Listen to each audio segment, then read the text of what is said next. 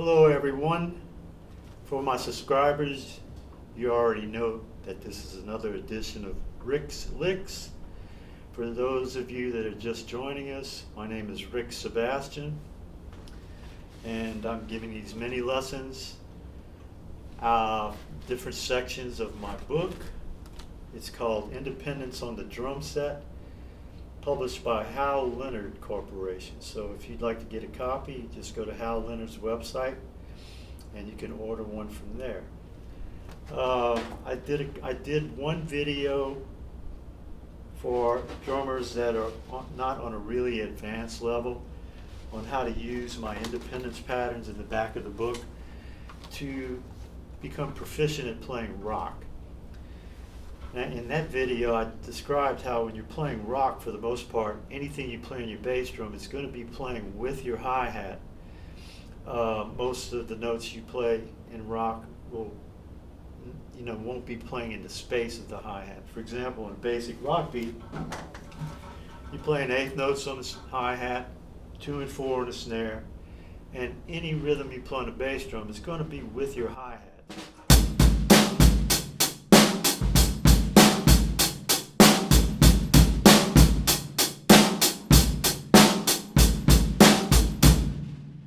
When you start graduating into playing more intricate styles of music like funk and R&B, there's going to be a lot of situations where you have to play rhythms on your bass drum that don't line up with the hi-hat. So for those of you that don't have a copy of my book, go ahead and take this opportunity to get a screenshot of the first page of the independence patterns, and then I'm going to explain how to go through these exercises today. Okay, let's take number 3 as an example. You've got a quarter note on beat 1 and an eighth note on the and of 3. The way we're going to count this now is going to be different though. Instead of eighth notes on your hi-hat, we're going to be playing quarter notes. And instead of playing the snare drum on beats 2 and 4, you're going to play your snare just on beat 3. The ostinato is going to sound the same. What's not going to sound the same is the bass drum. It's going to be going by twice as fast. This is also known as cut time. So your hands ostinato will be 1, 2, 3, 4, 1, 2, 3, 4, 1, 2, 3, 4, 1, 2, 3. Now number 3, the rhythm on the bass drum is 1, 2, 3, 4. 1, 2, 3, and 4. 1, 2, 3, and 4. 1, 2, 3, 4. This is what it's going to sound like playing the quarter notes on the hi-hat, snare drum on beat 3, and reading the bass drum pattern on number 3, just normally counting it. 1, 2, 3, and 4. 1, 2, 3, and 4.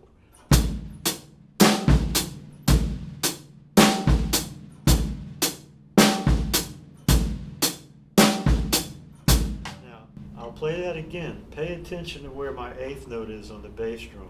It's not playing where the hi-hat is. 1, 2, 3, 4.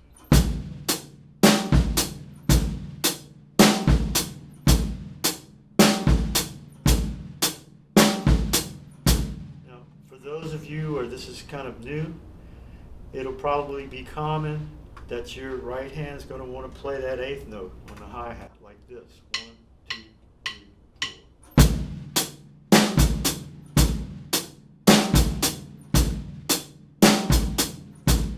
So part of your training with this exercise and this page is to train your right hand to just stick with quarter notes no matter what rhythms you're playing on your bass drum. So I'm going to play this page down for you using this new way of counting so that you can start to get some experience playing rhythms on your bass drum in between where you're playing on your hi-hat. Of course, number 1 and number 2 are going to sound the same because there's no eighth notes in there. But I'll just start from the beginning and play all the way down to number 30. The crucial thing to remember here is that you're playing quarter notes now on the hi-hat and playing the snare on beat 3. Okay, here we go. 1, 2, 1, 2, 3, 4.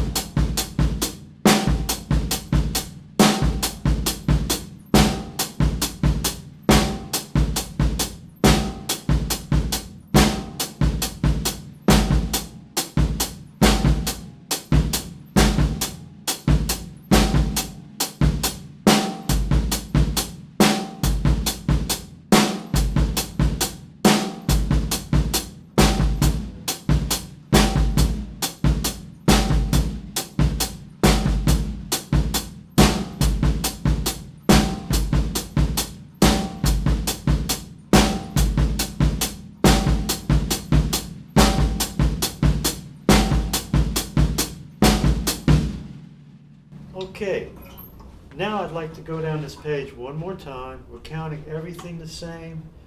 The only thing that's going to change is I'm going to play my quarter notes on the ride cymbal instead of the hi-hat. And I'm going to play my hi-hat with my foot with the snare drum on beat 3. So that ostinato will sound like this. 1, 2, 3, 4.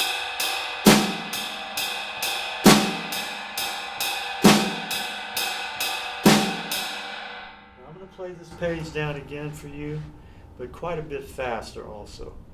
Just changing my right hand from the hi-hat to the ride cymbal. Left foot plays the hi-hat with the snare drum. Okay? 1, 2, 3, 4.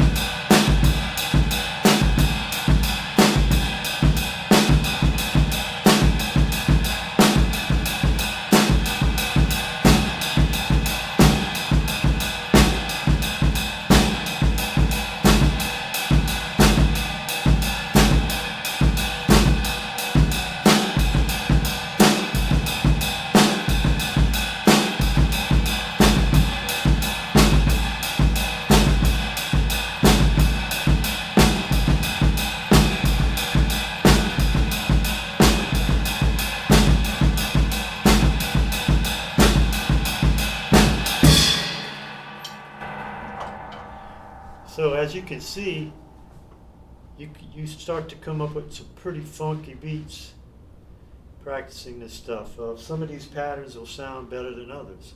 There's some patterns in here that are strictly technical that I probably wouldn't use on a gig, but there's quite a few of them that I do play on a gig. The point is, you want to get your right hand and right foot away from having to feel like they have to play the same time, the same thing at the same time all the time. So this is a great way to break that habit. Again, you know, if you're struggling with one of these, which you likely will in the beginning, just work on that particular, you know, if it's number 3, work on number 3 till you got it. But the end goal is to be able to play each one 4 times, going to the next one without stopping, playing that 4 times, going on to the next without stopping, so that you can play the whole page down, like I just did. All right, well, that's going to wrap up this edition of Rick's Licks. And don't forget, if you're ever in New Orleans, you want to get a private lesson with me, just contact Spreading the Music, and they'll be happy to set it up for you. All right, have a good one.